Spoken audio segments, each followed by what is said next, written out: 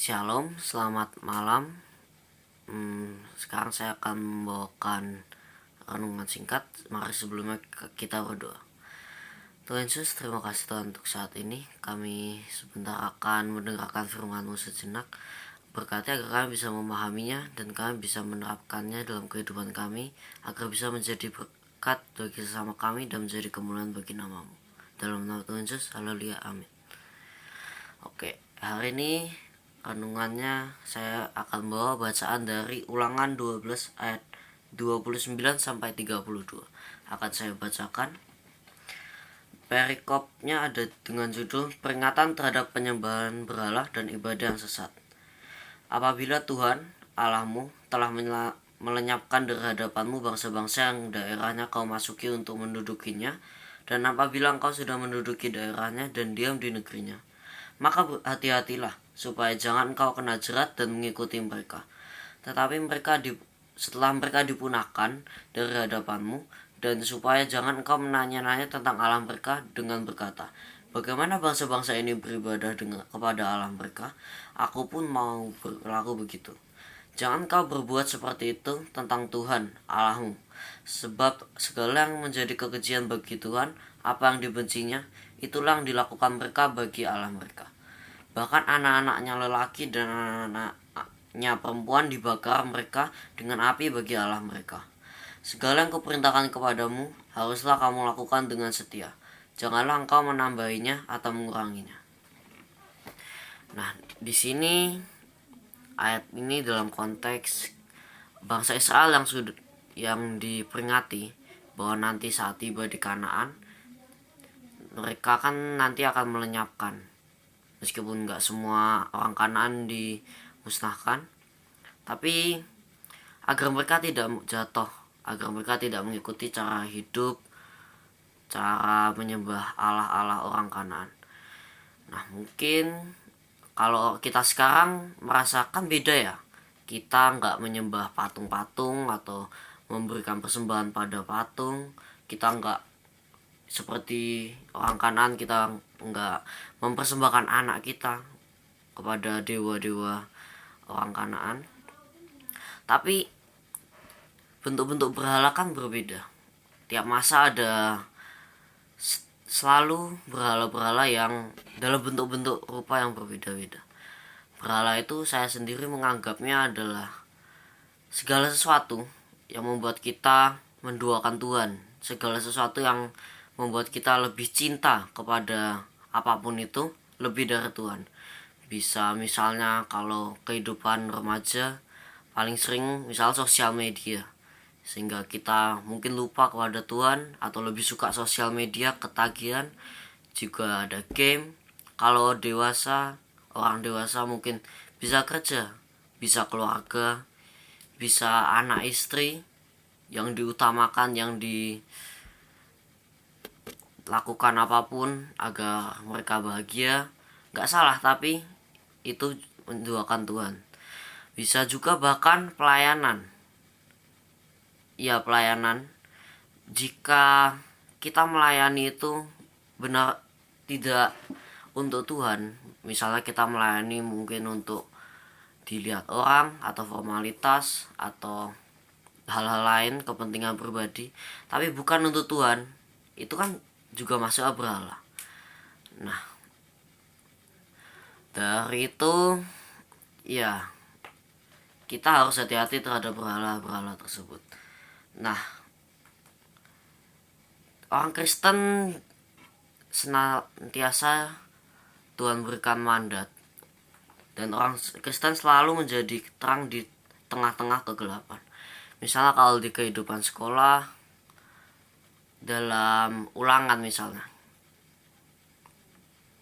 misalnya kita udah belajar mati-matian, kita lalu ulangan, kita ngeliat nih teman kita ada yang nyontek, atau orang di sekelas kita, bangku sebelah kita ngeliat, ini nyontek ini.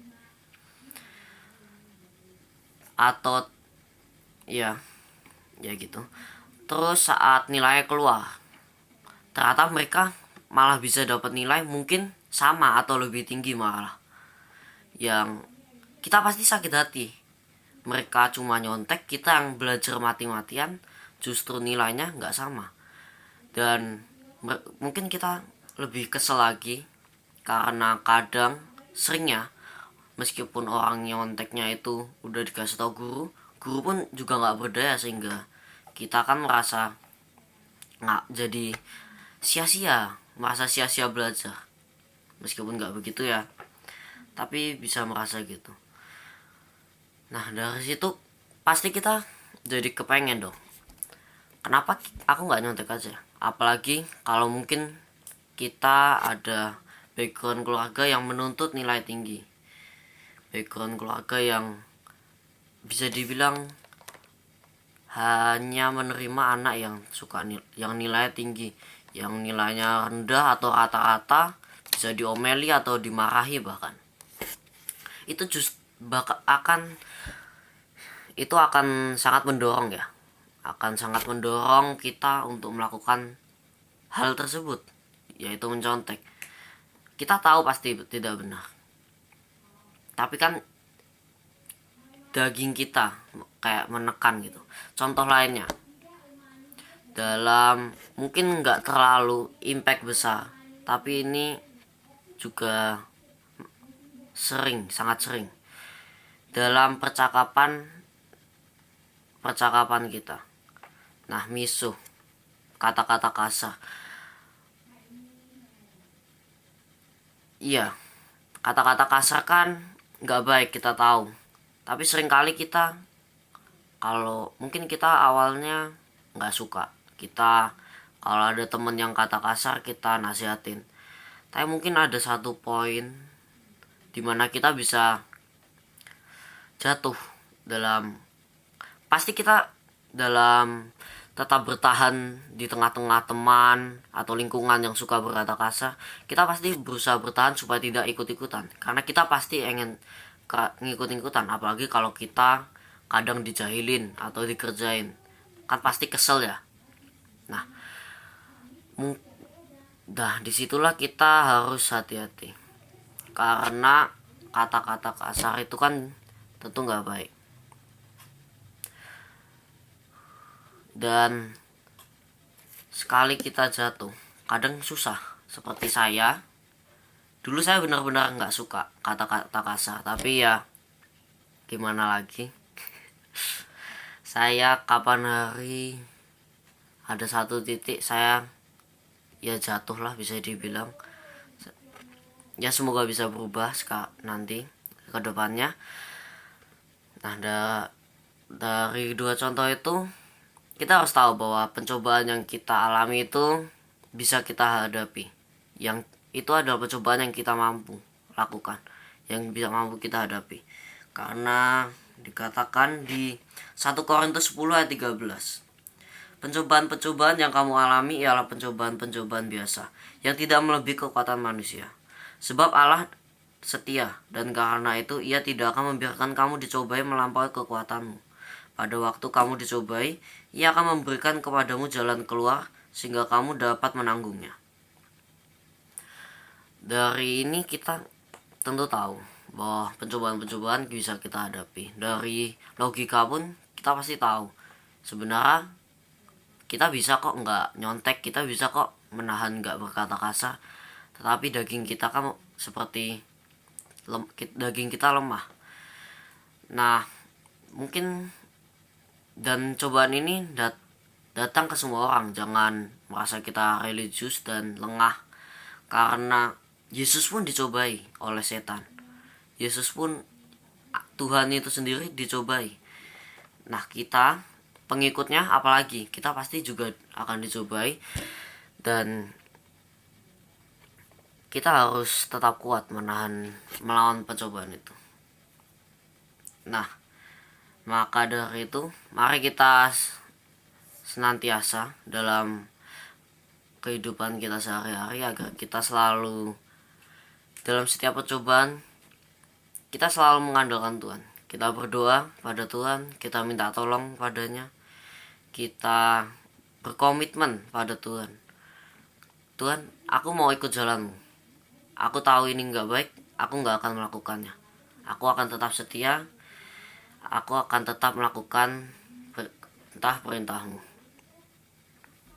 Ya, maka dari itu mari senantiasa melakukan firman Tuhan, dan dengan begitu, dengan kita dari tindakan-tindakan sehari-hari kita, orang bisa melihat, kita bisa menjadi kesaksian dari tindakan-tindakan kita.